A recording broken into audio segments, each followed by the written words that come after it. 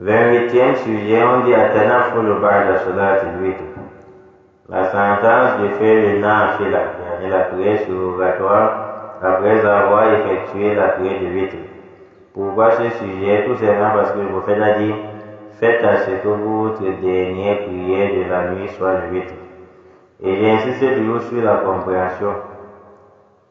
Quand vous êtes sur le domaine du fiqh, ne vous précipitez pas. Si quelqu'un a une mauvaise compréhension, il va lire un hadith et il va aller faire l'accident avec. Un exemple, le prophète a dit lorsqu'on effectue la prière de Sokou, il n'y a aucune prière effectuée. Ici, on sous-entend qu'on ne doit pas effectuer le rak'atayn du Fajr pour celui qui a retrouvé le Fajr. Mais quand on va faire des associations des hadiths, des paroles des savants, vous allez voir que celui qui est empêché par quelque chose peut effectuer bien après. Alors que le prophète dit qu'il ne faut pas effectuer. C'est donc dit dans la parole du prophète, il y avait une compréhension. Tout comme le prophète a dit, faites à ce que votre dernière prière nocturne soit le witr. Est-ce que vous allez dire que si je prie le witr maintenant, c'est que je ne dois plus prier le qiyam al-layl ici maintenant, c'est un problème de compréhension. Et ça peut arriver qu'on voit deux personnes, l'un en train de décider, non, c'est une bida. Si tu pries le witr, tu te lèves encore la nuit, tu pries, c'est une bida. Parce que le prophète a dit, faites à ce que votre dernière prière soit le witr. L'autre dit maintenant, ce n'est pas une bida. Ils vont discuter dans le vide, c'est un problème de compréhension. Même si le prophète a dit, faites à ce que votre dernière prière soit le witr, ça ne veut pas dire qu'on ne peut plus prier bien après. Le prophète veut par là dire que si quelqu'un se lève pour effectuer la prière et a abandonné le witr, qu'il fasse l'effort de ne pas abandonner le witr jusqu'à la matinée.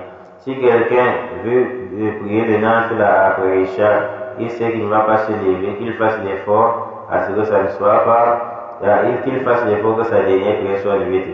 Et nous recevons en commentant ces hadiths, qu'est-ce qu'il dit? Il dit, le sens, ce n'est pas qu'après la prière de witr, on ne doit plus effectuer notre prière. Il prend un exemple en disant que si je prie par exemple Isha, je fais mon witr, je sais par exemple que je ne vais plus me lever la nuit, je sors. Après maintenant, je reviens dans la mosquée pour étudier après Isha. Si je reviens, je rentre dans la mosquée, mon ami dit, est-ce qu'on va saluer la mosquée ou on ne va pas saluer la mosquée parce que la dernière prière devait être le witr. Il dit, on va saluer la mosquée. Le sens, c'est que faites l'effort de ne jamais abandonner le witr.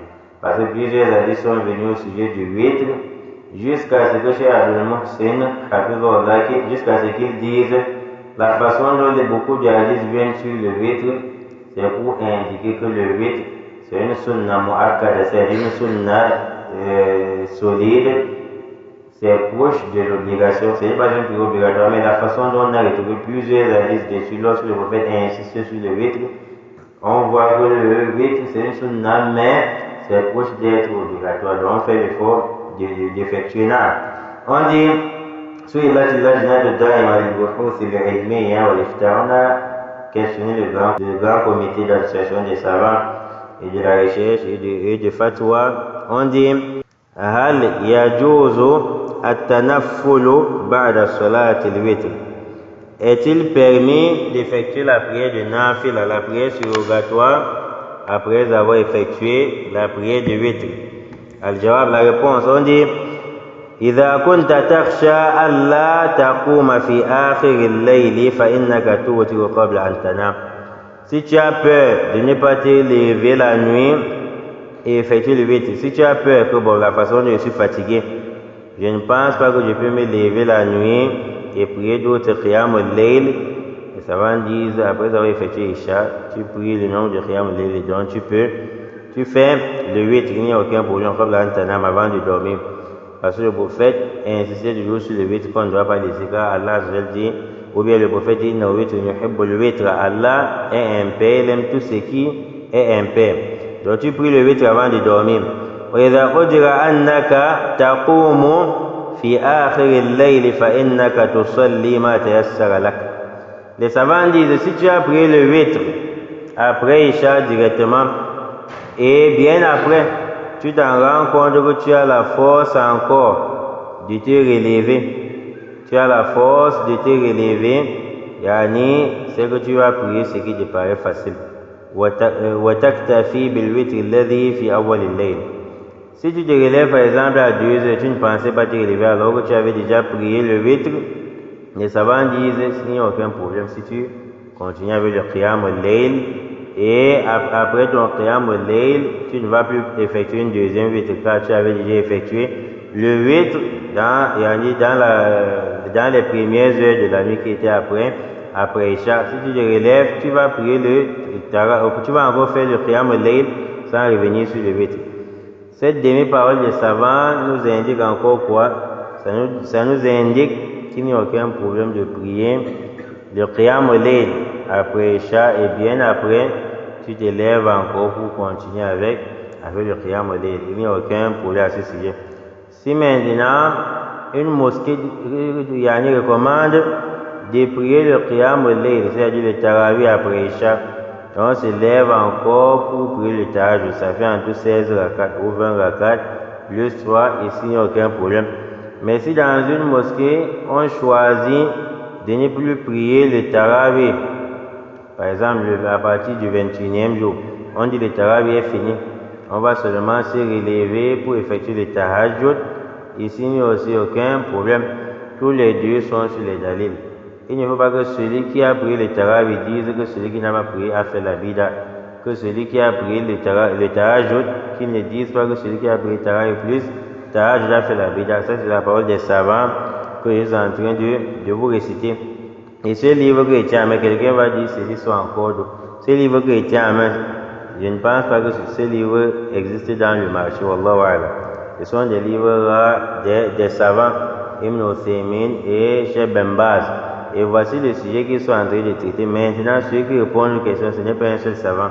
C'est une association de savants. Donc, si tu es dans une mosquée où on va prier Isha, on ne va plus prier Tarawih, il n'y a aucun problème. Ça ne doit pas être un sujet où quelqu'un va discuter. Alors que si tu lui demandes d'apporter un hadith, c'est traduit, il ne va pas traduire.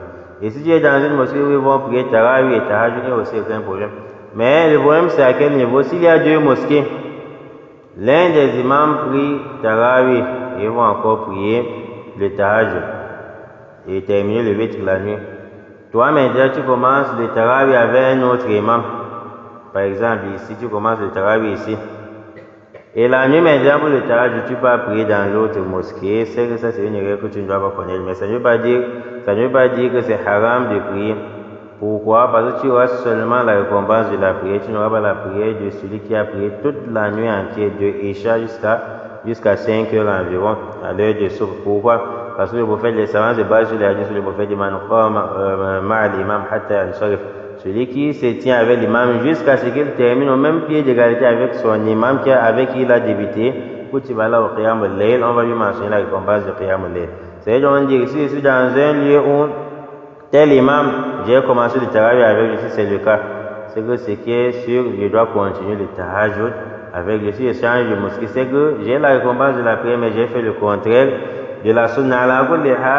Laissez le tarawih les 10 derniers jours pour effectuer le tarawih, il n'y a aucun problème. Ça ressemble à la fatwa de Ibn Uthaymin, on l'a questionné en disant celui qui soulève les mains lors des doigts, après il essuie son visage. Ibn Uthaymin dit celui qui essuie le visage, qui ne condamne pas celui qui n'a pas essuyé le visage, et celui qui n'a pas essuyé le visage, qui ne condamne pas celui qui a essuyé le visage. Les savants continuent en disant Amma in kunta tasiqu min qiyamika fi akhir al-layl. Si maintenant tu as confiance en toi que Inch'Allah je peux me lever la nuit parce que tu ne te sens pas fatigué, fa innaka tu'ajjilu al-witr wa taj'aluhu akhira salatika fi akhir al-layl. Si tu te sens capable de te relever à la fin de la nuit, c'est-à-dire vers 1h, vers 2h ou 3h, les savants disent dans ce cas, tu vas laisser le witr, tu ne pries pas, tu retardes avec le witr jusqu'à la fin de la nuit. لأن ذلك هو الأفضل, car retarder avec le witr, prier aux dernières heures de la nuit, c'est ça qui est meilleur. Voilà un peu comment ça se passe. Donc si quelqu'un prie le witr après Isha directement, il se lève, qu'il ne refasse plus le witr. Et on va aussi sous-entendre que s'il arrive que j'effectue par exemple l'une des prières surrogatoires, au lieu de 2 rakas, je fais une raka, ou bien l'imam en effectuant le tarawih, il fait une raka, ou bien les ma'moumoun en effectuant yani le tahajjud, ou bien en effectuant le tahajjud, les mamoun constatent que l'imam, sur l'une des prières du tahajjud, l'une des rakats, il a fait une rakat, il n'a pas fait deux. Si après on rappelle l'imam, qu'on dit, bon, comme on fait souvent dans d'autres mosquées, bon, c'est une sunna, on laisse, on ne va pas laisser. Parce que si tu laisses, tu pries encore le 8, c'est que 8 plus 8, ça fait maintenant les chapitres. Si tu n'as plus prié le 8 la nuit, donc si on effectue une rakat par oubli, on doit rappeler et on doit compléter et on va faire le sujoud de sahwi. On continue en disant, même si c'est 3 rakats, on peut prier 3 rakats. Si l'imam prie 3 rakats et fait la salam, on dit à l'imam que vous avez prié 3 rakats. Dans ce cas, il ne va pas dire c'est une sunna, on laisse une fois, on ne laisse pas une fois. Dans ce cas, il va faire le sujoud de sahwi, indiquant qu'on a retiré 7 rakats. Dernier point, on dit al-qira'atu fi sunnati al-isha wal witr.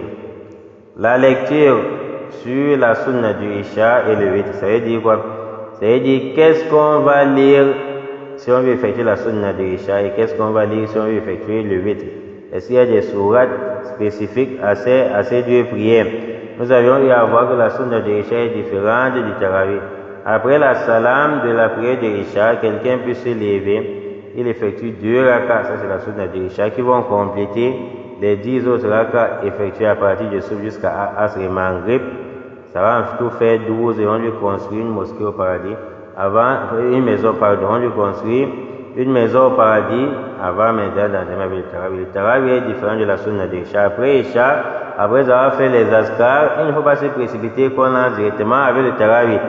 Chacun peut se lever, il effectue 2 légers rakats avant d'entamer avec le tarawih.